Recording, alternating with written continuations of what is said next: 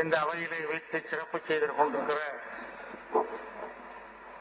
சான்றோர் பெருமக்களே, தாய்மார்களே, அன்புக்குரிய மாணவ மணிகளே, அனைவருக்கும் என்னுடைய அன்பான வணக்கத்தை முதலில் தெரிவித்துக் கொள்கிறேன். பெரும்பாலும் நிகழ்ச்சிகளை தவிர்த்துக் கொண்டிருக்கிற என்னை இந்த நிகழ்ச்சிக்கு அழைத்து வந்தது ஒன்று உண்டு என்று சொன்னால், படிக்க துடிக்கின்ற மாணவர்களுக்கு சமுதாயமே முன்னின்று உதவுகிற ஒரு மாபெரும் பணியை நீங்கள் செய்கிறீர்கள் என்பதை அறிந்து அதை பாராட்டுவதற்காகவே நான் இங்கே வந்திருக்கிறேன்.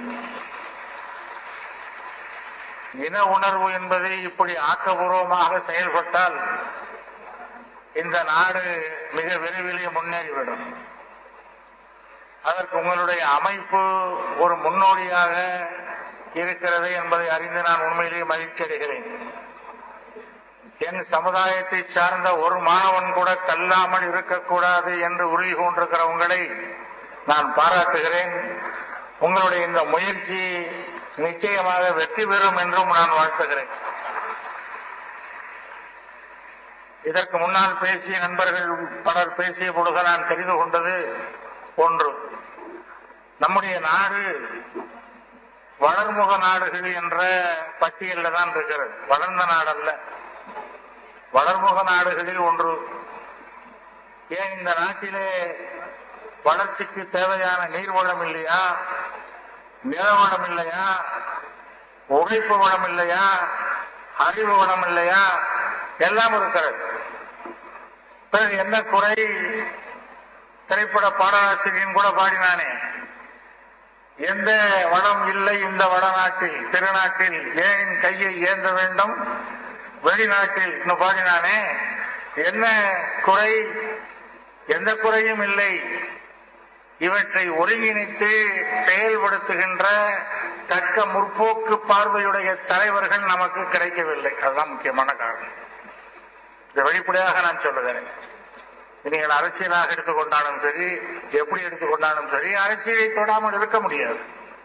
உலகம் முழுவதுமே குறவர்களாக இருந்து இடையர்களாக மாறி பள்ளர்களாக ஆனவர்கள் தான் எல்லா மனிதர்களும். இந்த 3 பேரிடத்திலிருந்துதான் மனிதர்கள் அத்தனை பேரும் பிறக்கிறார்கள். ஒரு பக்கம் மீனவன், கடற்கரை ஓரமாக அந்த காலத்திலிருந்து செட்டில் ஆயிட்டான் ஒரு குரூப், அவன் மீனவன். இந்த 4 பேருக்கு பிறந்தவர்கள் தான் அத்தனை பேரும் உலகத்துல. யார பாத்துடா நீ சார்ந்தவன் சொல்ற? நீ முதல்ல கீழே விழுந்துருவ. உங்க மூதாதை இந்த 3ல ஒருத்தங்க அங்கிருந்தா வர்ற நீ. ஆக தாழ்ந்த குலம்னு சொல்லுகிற குலம் தான் உண்மையிலேயே மிக உயர்ந்த குலம் இந்த உலகத்துல. ஏன்னா அவன் தான் ஆதி குலமாக, அவன் தான் ஆட்சிக்கு வந்தான்.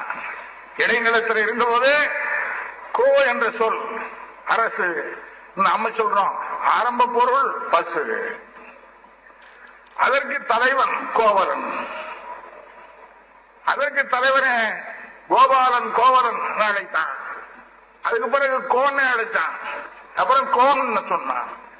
கோன் கோனார் எல்லாம் அங்க வந்து இடைநிலத்தில் வந்த பொழுது அவன் பள்ளர்களாக ஆகி குடியானவர்களாக மாறி அரசு குலமாக ஆன பிறகு அதே கோவை அமைத்திருக்கான்.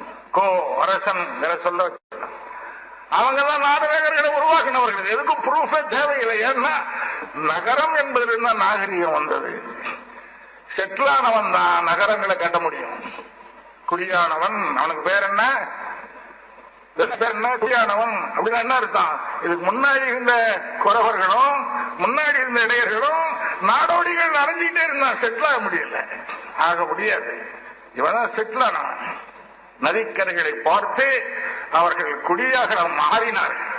அந்த குழிகளுக்குள்ளே இருந்துதான் அரசன் வர முடியும். வேற எங்கிருந்து அரசன் கிடையாது.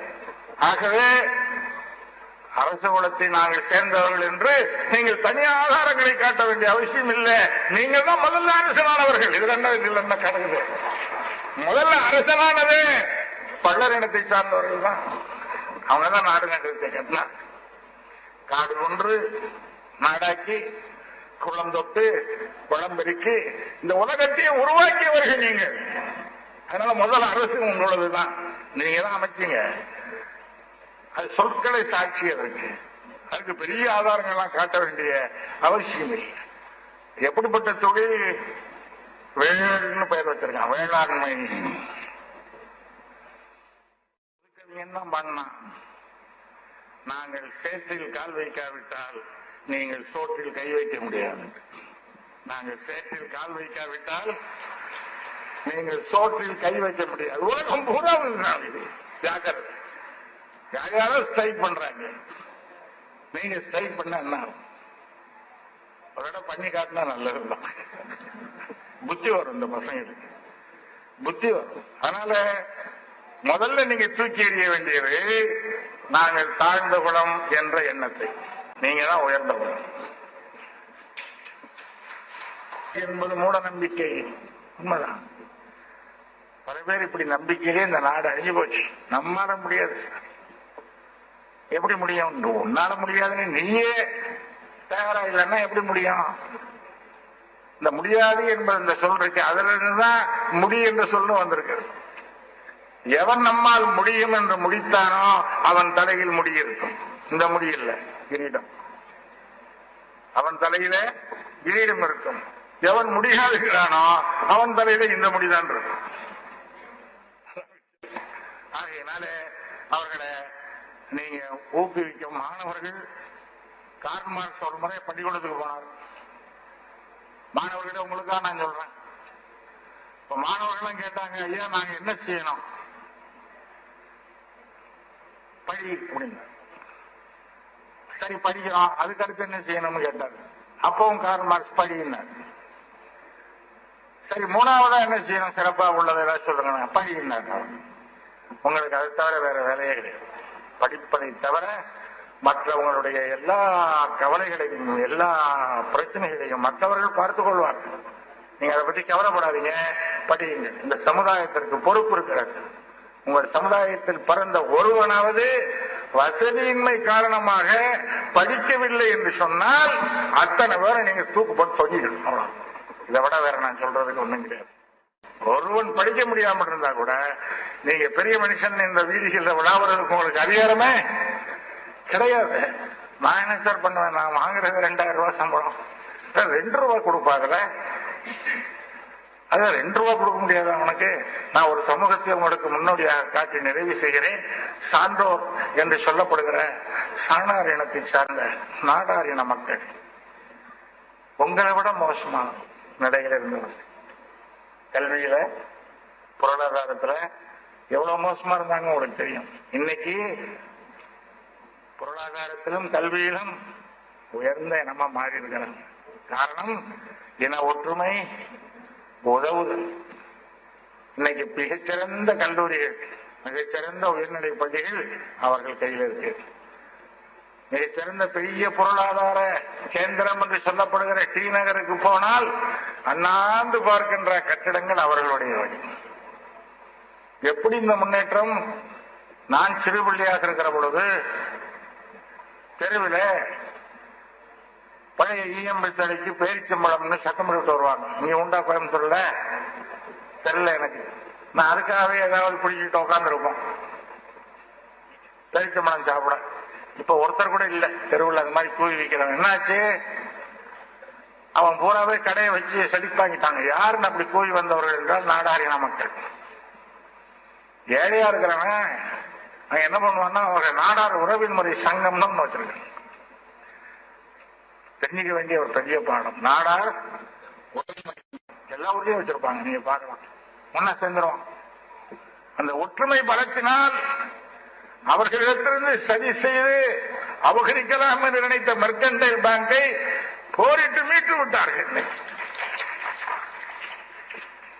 வேறு இனங்கள்ல கட்சியில வேறுபட்டு நின்று அடிச்சு செத்துக்கிட்டு இருக்கிறான். அவங்ககிட்ட தெரிஞ்சுக்கணும். அவங்களும் பல கட்சியில் இருக்கிறான். ஆனா சமூக நலன் ஒன்னே.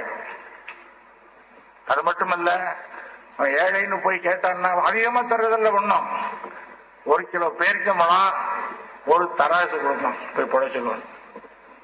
இதுக்கு எவ்வளவுங்க ஆகும்? இன்னைக்கு ரேட்ல கூட எவ்வளவு ஆகும் எனக்கு தெரியாது கணக்கு, நீங்க தான் சொல்லணும். 1 கிலோ பேரிச்சம்பழம் ஒரு தராசு எவ்வளவு ஆகும்? அந்த காலத்துல 1 ரூபா கூட ஆகாது. அது வாங்கி கொடுப்பான், 1 ரூபா கூட கொடுக்க மாட்டான். அதான் டீ சாப்பிட்டு போயிடுவாங்க, தராசு வாங்கி கொடுத்துருவோம். அதை வச்சு அந்த மக்கள் வாங்கி செஞ்சு அப்படியே அதை வச்சு சின்ன கடை வச்சு பெரிய கடை வச்சு முன்னேறிட்டான். பெரிய வியாபாரம் பண்ணி நொடிச்சான் அப்படின்னு சொன்னா அப்பவும் உறவின் முறை சங்கத்துக்கு போவான். போய் இந்த மாதிரி ஆகிட்டது உதவுங்க. அப்ப தட்டு சுற்றுன்னு ஒண்ணு வச்சிருக்காங்க அவங்க. உண்மையிலே ஒரு தட்டை எடுத்து வசதியா இருக்கிறவங்க வீட்டுக்கெல்லாம் அனுப்புறான். அவங்க 100 10 5 போடுவாங்க. அதை தூக்கி அப்படியே கொடுத்து போ. இன்னைக்கு நடக்குது. அவங்க எப்படி பண்றாங்க? அந்த காலத்திலிருந்து மகமைன்னு ஒண்ணு அவங்ககிட்ட உண்டு. மகமை என்ன பண்ணுவாங்கன்னா, 1 ரூபாய்க்கு வியாபாரம் பண்ணா 1 பைசாவை எடுத்து ஒரு டப்பா இருக்கு, அதுல போட்டுருவோம். 1 ரூபாய்க்கு வித்தா எத்தனை பைசா இப்ப தெரியல. அந்த காலத்துல உங்க காலத்துல சின்ன பிள்ளை இல்ல, 1 ரூபாய்க்கு 1 பைசா. உங்களால முடியாதா? முடியாதா சொல்லுங்க. நான் இப்ப கூட கொடுக்கணும் நியாயமா. அதை போட்டு டப்பாவை கொண்டு போய் உறவின் முறை சங்கத்திலிருந்து ஆள் வருவோம், பேரை குறிச்சுட்டு டப்பா இருக்கிற பணத்தை எடுத்துக்கிட்டு விட்டு போயிருவோம். இந்த பணத்தை வச்சுதான் அந்த சமுதாயத்திற்கு உதவினார்கள். அதனால நீங்க என்ன பண்ணுங்க, உறவின் முறை சங்கம் ஒண்ணு ஏற்படுத்துங்க. தமிழ்நாடு முழுக்க ஒரு சங்கம். அதுக்கு நீங்களே தீர்மானிங்க, மகமை எவ்வளவு வைக்கலாம். கட்டாயம் கொடுத்துடணும். ஏன்னா வெளியே போயிருக்கேன்னு சொல்லிடுங்க, கொடுத்துரும். வசதியா இருக்கிறவங்க எல்லாம் கொடு சொல்லி வாங்குங்க. தமிழ்நாட்டில் உங்க இனத்தை சார்ந்த ஒரு ஏழை கூட இல்லாமல் செய்து விடலாம். என்ன, இதுக்கு தயாரா இருக்கீங்களா? தயாரா இருக்கீங்களா? ஒண்ணும் கிடையாது. உங்க பங்கு 1 ரூபாயோ 2 ரூபாயோ அதை கொடுத்தா போதும். இந்த அமைப்பை உருவாக்குங்கள், ஒற்றுமையாக இருங்கள். மீண்டும் ஆட்சி உங்கள் கையில் என்று சொல்லி நான் நிறைவு செய்கிறேன். நன்றி.